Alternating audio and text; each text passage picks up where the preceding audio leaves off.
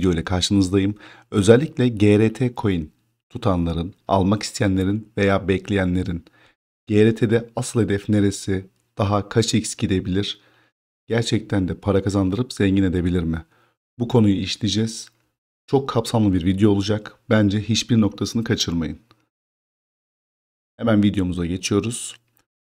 Şimdi arkadaşlar Bitcoin'e baktığımızda bakın CoinMarketCap'teki sıralamalara baktığımızda Bitcoin, Ethereum, USDT, BNB, Solana. Bu şekilde örnek veriyorum Solcoin'in şu anki market cap değeri 57,5 milyar dolar ve 5. sırada. Onun dışında adaya baktığımız zaman 24 milyar dolar. Link'e baktığımızda 11,5 milyar dolar. Şimdi gelelim GRT'ye. GRT sadece 2,5 milyar dolar market cap değeri var arkadaşlar. Yani bu coin 10x yaptığında şu anda 26 milyar dolara çıkacak. Bakın 26 milyar dolar. 26 milyar dolarla birlikte nereye gelebilir? 7. veya 8. market sıralamasına gelebilir. Yani 10x mümkün mü? Evet, çok fazlasıyla mümkün. Şimdi birazdan grafik üzerinde de göstereceğim. Neden 10x veya daha fazlası gelebilir? Bunların hepsini grafik üzerinde göstereceğiz. Bunlar kesinlikle yatırım tavsiyesi değildir. Sadece benim görüşlerimdir. Aklınızın bir ucunda kalsın diye belirtiyorum arkadaşlar. Şimdi market cap değeri olarak çok güzel bir yerde 2,5 milyar dolarlık bir market cap değerimiz var elimizde. Şimdi hemen grafiğimize geçelim. Şimdi arkadaşlar GRT'ye geldiğimiz zaman şu anda 0,28 dolar seviyelerinde ilerliyor. Bundan yana herhangi bir sıkıntımız yok. Günlük grafiğe baktığımızda GRT'de güzel bir yükseliş yaşamış. Son dipten sonra ne kadarlık bir yükseliş görüyoruz? Ortalama olarak söylüyorum. Şu anda %300'lük bir yükselişi yaşamış. %300'lük bir yükseliş şu anki boğa öncesi veya boğa dediğimiz sezonda hiçbir şey değil arkadaşlar. GRT gibi bir coin için hiçbir şey değil. Hem market cap değeri olarak gayet güzel bir seviyedeyiz. Hem market sıralamasında gayet güzel bir seviyedeyiz. Hem de yapay zeka denilince ilk daha FED'ler, AGX'ler yokken GRT vardı.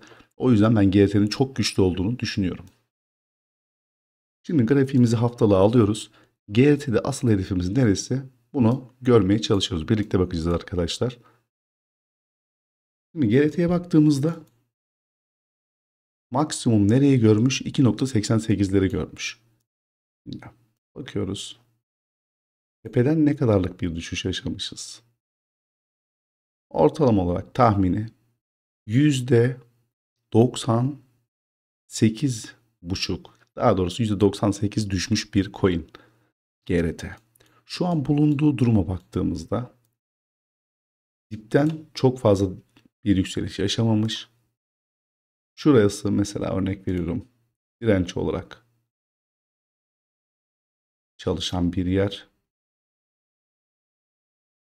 Önemli bir direncin şu an üzerine atmışız. 0,23 GRT'de zaten önemli bir dirençti. Bu direnci haftalık bazda bakın kırdıktan sonra şu bölgede tekrardan retestimizi yapmışız. Yani 0,23 seviyesini destek haline getirmişiz. Buradan yana herhangi bir sıkıntımız yok. Şimdi çok uzun vadeye bakarsak bakın bu kadar dipte olan coinleri bulmak zor arkadaşlar. Ben özellikle GRT ile ilgili çok video çekiyorum ki daha da çekeceğim. Biliyorum ki çok fazla bu coin'i takip edenler var. O yüzden hani birinize bile faydamız olsa ne mutlu. Şimdi şöyle bir düşen trend çizdiğimizde haftalık bazda bakıyoruz. Bakın düşen trend kırılmış ancak asıl önemli dediğimiz direnç seviyesi 0,23-22 seviyesi daha geçen hafta geçilmiş. Yani bu pazar günü kapanışı yapmışız. Direnç üzerinde ve şu anda normal Bitcoin ile birlikte hareketini bekliyoruz. GRT gerçekten daha hareketine başlamamış. Benim elimde bulundurduğum düşüşlerde ekleme yaptığım bir coin arkadaşlar. Ben GRT'nin gerçekten de çok yüksek potansiyel olduğunu düşünüyorum. Şöyle baktığımız takdirde bakın Fibonacci dediğimiz şeyi çizdiğimizde durum biraz daha netleşecek. Size gerçek hedefleri göstermeye çalışacağım. Şöyle kabataslak bir Fibonacci çizelim. Bakın kabataslak çiziyoruz. Şu anda GRT'nin daha bakın nerede olduğunu, dibe ne kadar yakın olduğunu normalde Fibonacci çizdiysek eğer örnek veriyorum. İlk hedeflerden birisi 0.5 noktası, 0.618 noktası, 0.786 noktası. Normalde hedefler bunlardır. Biz daha bunları düşündüğümüzde ne kadar bir yolumuz var? Hemen bakalım. Önemli dirence minimum şartta arkadaşlar %149'luk bir yükselişe ihtiyacımız var. Bu ilk önemli direncimiz. Bakın ilk önemli direncimiz %149. İkincisine mesafemiz %296, %300 diyebiliriz. Üçüncü direncimiz de şu anda %400. En önemli dirençlerden birisine %500. Bakın %500. Bunlar gerçekten zor değil. Para akışı gelmeye başladığında, para Bitcoin'in altlara kaymaya başladığında o rüzgarı arkamıza aldığımızda %500 potansiyelimiz var. Ama asıl ben size GRT'deki diğer en önemli hedefi söyleyeyim. Fibonacci kullananlar genelde bilir. Yükselişlerde 0.786 noktasını test ettikten sonra 0.618'e bir geri çekilme olur. Hedef 1.618'dir.